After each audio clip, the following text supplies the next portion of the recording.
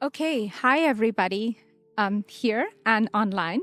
Welcome for today's meditation, which is a walking meditation. Walking meditation is not something unusual, it's an age-old practice. So, a little bit about the walking meditation. What is the purpose behind it? Usually, we sit down, we meditate, and we get up, and sometimes we forget what we worked on during our meditation. Walking meditation is a chance for you to remind yourself how to embody what you practiced during your meditation in your day-to-day life.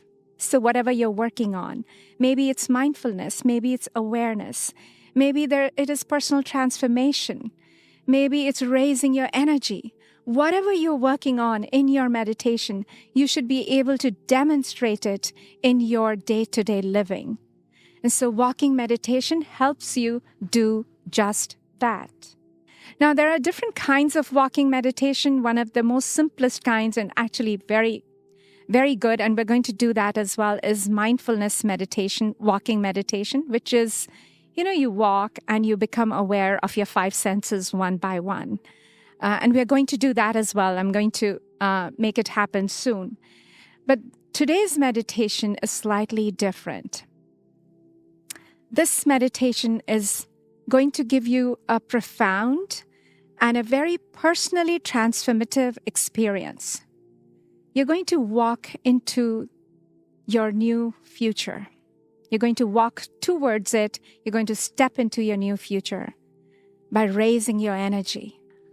And I want to give you a little bit of premise behind what I say. And I think some of you people in the group have heard about it. But I'm going to just refresh people's memories as well. And for some of you, it may be something new. It's important to understand what you're doing and why you're doing, so the how becomes easier. So anytime we do a meditation, we work on a certain concept. And I want you all to be clear about the concept. Today's meditation concept is the brain doesn't know the difference between real or imagined. Okay, I'm going to say it again. The brain doesn't know the difference between real or imagined. And I'm going to give you 3 examples. One example, you're going to experience it right now. Okay, so listen to me. Imagine a bright yellow, juicy lemon in your hand. And you are in your kitchen and you have this sharp knife.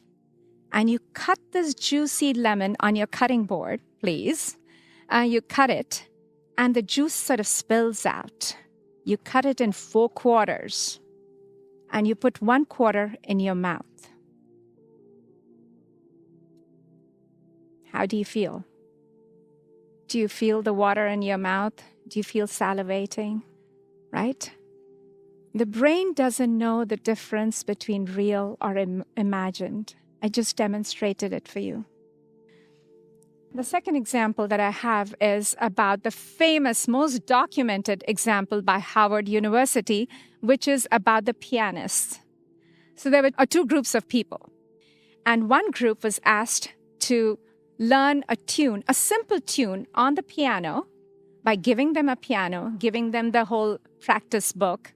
And they were expected to learn the piano music, by playing the keys and learning it every day. They were expected to do it for 2 hours a day for 5 days. So that was one group. The second group was not given a piano,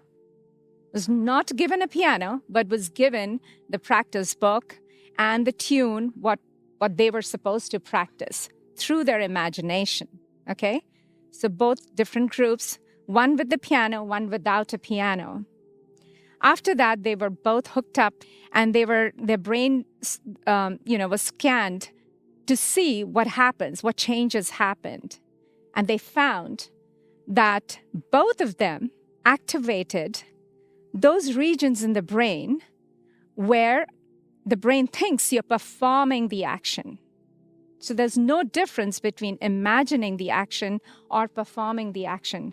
They both produce remarkable enhanced neural networks in the same area of their brain. Okay, so this is a very documented example. So I've given you two examples where the brain doesn't know between the real and the imagined. And I'm going to give you another one. I love history, okay? I used to read a lot of historical books. The London Blitz was during the World War II. So the London Blitz was from 1940 to 41. And what does London Blitz mean? Germany was bombing London towns, and it was a sustained aerial bombing for 11 months. It was sustained. Now, the bombs were not supposed to kill dramatically, but they were killing in the sense that they were incendiary bombs. Incendiary bombs means, bombs that create terror and create small fires. So these bombs were filled with flammable materials like magnesium, phosphorus, and petroleum or whatnot. So they were doing the sustained aerial bombing for 11 months. Now here is where it gets really interesting. There is this person you should look up, Oliver Sacks. He was a famous neurologist. You know about him? Great. So he was 7 years old when the London Blitz was happening. He was in London. And long story short, he lost his parents early on. And his only one brother, who was older than him, he was completely estranged for him for the next 35 years or so. So that's the story behind his personal life. Around when he was 31, he said he wanted to write what he had experienced about the London Blitz, because he remembered his father, whenever the bomb would fall in their backyard, the father, first time, he took water buckets and tried to extinguish the fire, except, the way the incendiary bomb works, if it is phosphorus, it actually expands the fire. So he had that recollection, that horrifying memory in his mind, and he wanted to write about it. Well, he couldn't really write it or whatever happened. I don't know the real details to it. But then he finally got a chance to meet his older brother. They kind of met. And then he was talking to his brother, I remember Dad doing this and the bombs. And the brother said, well, you weren't even there. The brother said, no, you were a child, so Dad sent you to the countryside. And this was happening only in towns. I was there. He said, no, but I remember it remarkably. I remember every horrifying detail. And so the brother said, no, we used to talk about it and you were a kid. And so so his brain created actually a false memory because it was so vivid. So you guys get the picture? I've given you 3 wonderful examples. Brain doesn't know between the real and imagined, okay? So today's meditation is going to be exploring this concept. If you work hard enough in your meditation with the right music, the right experience, you will create your brand new life. Now, there are some caveats to this. The only time the brain recognizes this is imagination and this is real, it is self-generated or it is coming from somewhere. When does the brain recognize it? The first is when it is not vivid enough. When it's just an imagination, it's kind of dry. Like you can't have that visceral experience of biting into a lemon. It needs to be vivid. Your experience, your imagination, or whatever you're visualizing, your goal needs to be vivid, okay, colorful, right? The second is lack of enough details.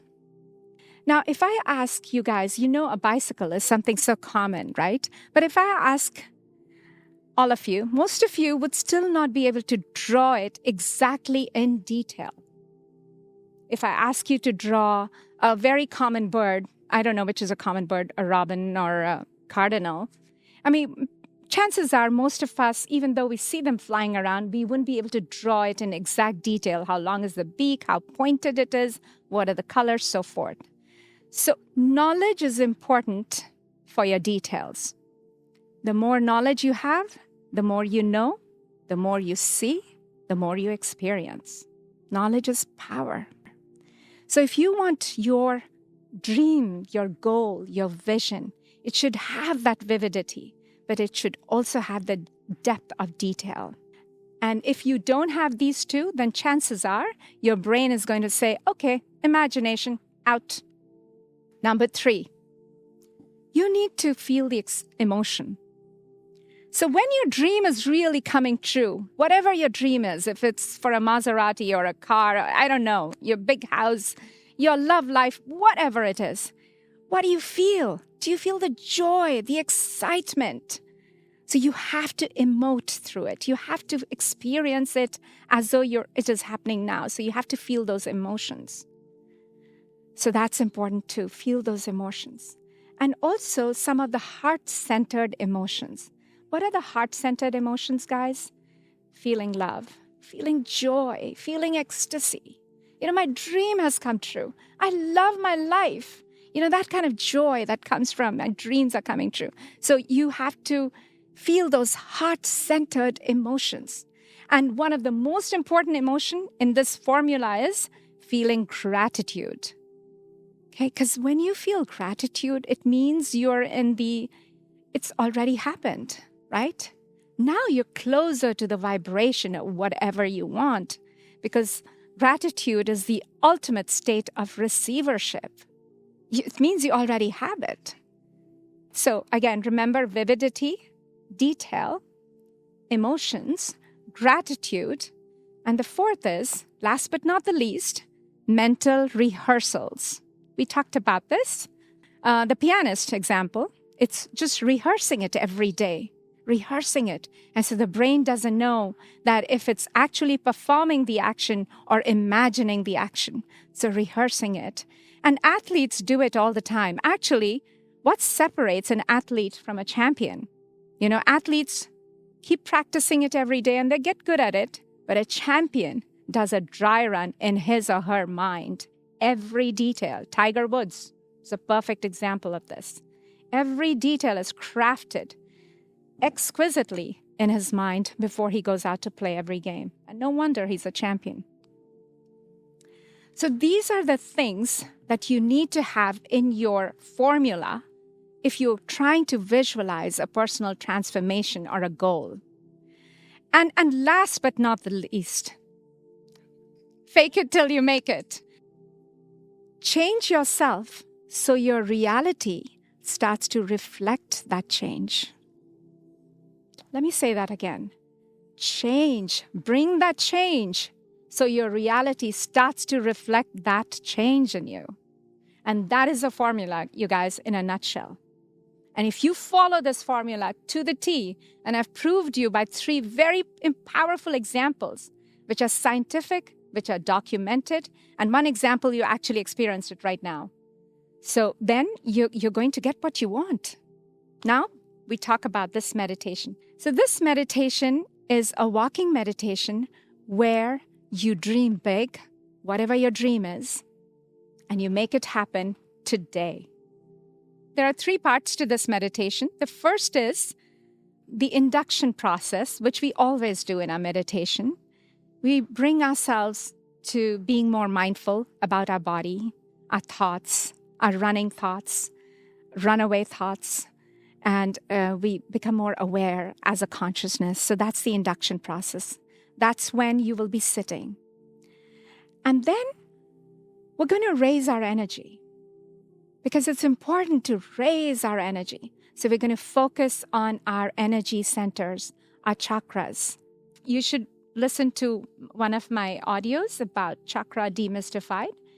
So we'll raise our energy. That's the second piece of the first piece, the induction process, right?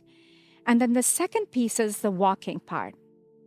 When you've raised your energy and now you walk towards your goal, walk towards your dreams, elevate your emotions, craft it in detail, make it vivid in color, sound, what have you, right? And then the third part is laying down. Wherever you are, lay down. Don't overthink this. Lay down and cement it in your consciousness. All the work you've done, just cement it. Surrender to it. Let it go. You've crafted your beautiful design, and now you let it go to the universe. And that's it. and then the meditation will end. Any questions?